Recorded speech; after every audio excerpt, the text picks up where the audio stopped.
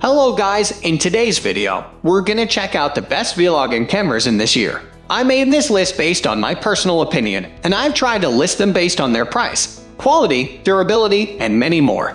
To find out more information about these vlogging cameras, you can check out the description below. If you want to get a best quality vlogging camera according to your needs, then watch the video till the end, and then decide to buy.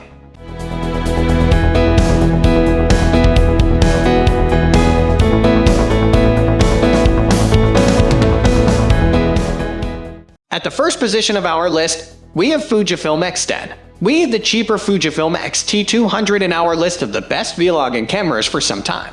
But we've decided to swap it out for the newer X10, not least because the X-T200 seems to be having some supply issues right now. The Fujifilm X10 doesn't have the external exposure controls of the higher-level X series cameras, but it's clear this is no amateur camera, as its build quality and handling stand out straight away. The swap to a conventional mode dial might disappoint Fujifilm fans, but the excellent finish, build quality, and handling, and the inclusion of IBIS and body stabilization gives this camera a very broad appeal, especially in this price sector. To produce perhaps the best combination of performance, quality, and value in the APS-themed mirrorless camera market right now.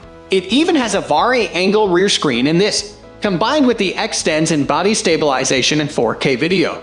Makes it a great vlogging camera. Moving on to the next at number 2 with Panasonic Lumix G100. Vloggers and creatives will enjoy the simplicity of the Lumix G100.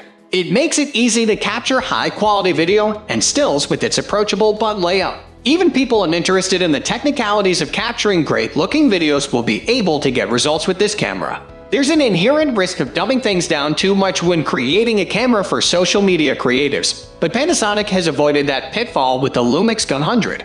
By giving it a decent viewfinder and proper camera ergonomics, Panasonic has given the G100 an edge in a highly competitive market.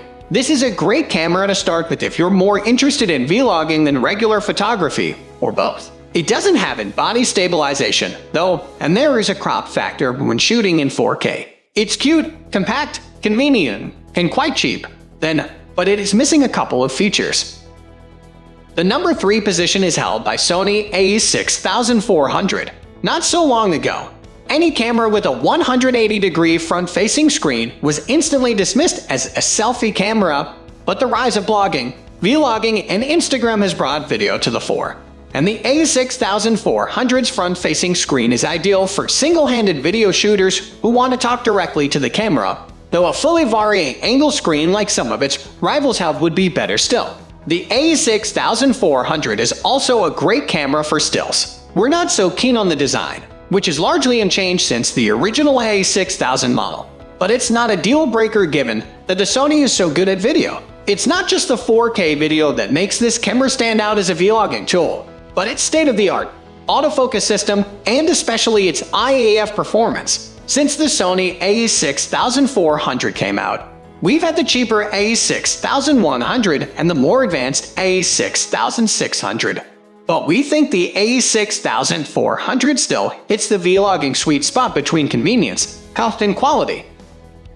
Next at number 4, we have Panasonic Lumix S5. So why include the Lumix S5 when the Panasonic GH5 Roman 2 has just been released? Because the sensor is 4 times the size in a camera that's no larger and doesn't cost any more. Despite its compact size, the Lumix S5 shares the impressive 24MP CMOS sensor housed in the Lumix zone, but with improved contrast AF. Though it's still not on a par with rival phase detect autofocus systems, it also has a tough weather-resistant body and delivers up to 6.5 stops of image stabilization with compatible lenses. Its standout features include class-leading dynamic range and 4K video recording, as well as 96MP high-resolution RAW plus JPEG capture. It's tough to beat in this category. If you're a serious filmmaker, then the Lumix GH5 Roman 2 might tempt you more, but the Lumix S5 gives you more for your money. The number 5 position is held by Olympus OM-DEM5 Mark Roman 3. The third version of the camera that put Olympus on the mirrorless map is a truly fantastic option for vlogging. It doesn't have the 4K 6-type capability of Panasonic Micro Four Thirds rivals like the Lumix GH5 Roman 2, but 4K third type is enough for most vloggers, and the Olympus wins for autofocus using on-sensor phase detect AF rather than the DFD contrast AF system still used by Panasonic. For regular filmmaking, this is less of an issue, as proper videography should be done with manual focus. But vlogging leaves you at your camera's mercy to keep you in focus, and Panasonic's DFD contrast AF is prone to pulsing, hunting, and reprioritizing. The EM5 Mark Roman 3 delivers crisp, clean 4K video with rock-solid image stabilization and phase detect AF that won't let you down, and its stills photography performance is top-notch as well. The number 6 position is dominated by Canon EOS M50 Mark Roman 2.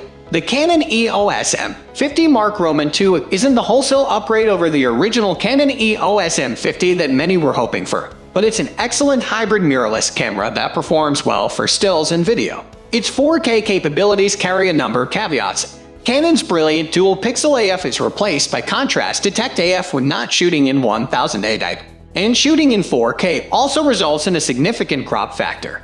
Thus, we can't recommend this camera if you intend to film 4K video. However, if you want to shoot 1000 type and you are looking for a powerful, easy-to-use body with great autofocus that's at home with run and gun videography, vlogging, and creating for TikTok and Instagram, the M50 Mark Roman 2 is in its element. Canon certainly offers more powerful APS-C cameras, such as the Canon EOS M6 Mark Roman 2, which delivers superior results in both stills and video, especially in 4K. However, the M50 Mark Roman 2's party trick is its perfectly pitched performance-to-price ratio.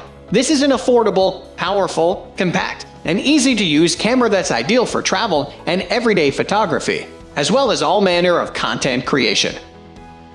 Moving on to the next at number 7 with Sony ZV-1. While the new Sony ZV-8 spiritually supersedes it, the ZV-1 remains a great option that doesn't require you to faff with lens changing. Some might dismiss the ZV-1 as yet another Sony RX10 variant, but it's much more than that. The sensor and lens might be familiar, but the body, the controls, the audio, and the rear screen are all new and different and optimized brilliantly for vlogging. There are a couple of niggles. The huge change in the minimum focus distance when you zoom in is annoying, and the steady shot active stabilization didn't work too well for us. But the autofocus is exceptional, and the ZV-1 is a joy to use. Not least because here at last is a vlogging camera that really is designed specifically for vlogging. Right down to that fully vari-angle rear screen and the supplied mic windshield, which really does work brilliantly. It's also a lot cheaper than the flagship Sony RX10 Roman 7 camera, despite offering a better proposition for vloggers. The number 8 position is held by Canon PowerShot G7X Mark Roman 3. When the Canon PowerShot G7X Mark Roman 2 showed popularity with vloggers, Canon sensibly leaned into it and gave us the Mark Roman 3, a compact that improves on it in all the right ways to provide a perfect, compact vlogging solution. It's got 4K video with no crop, an external mic port, and even lets you live stream to YouTube. There's also the option to extract high-quality stills from 4K footage, useful for those thumbnails, and the excellent autofocus system works well with the 24-100 equivalent f/2.8 1.8 lens and stacked 1-inch CMOS sensor to produce video of enviable quality. It even enables you to shoot vertical video that's very fun and Instagram story friendly, an incredibly useful function. It's still good, but it has been upstaged rather by the Sony ZV-1. Next at number 9 we have DJI Pocket 2. If you want a best-in-class tool when it comes to combining stable video and pocketable size, nothing else trumps the DJI Pocket 2.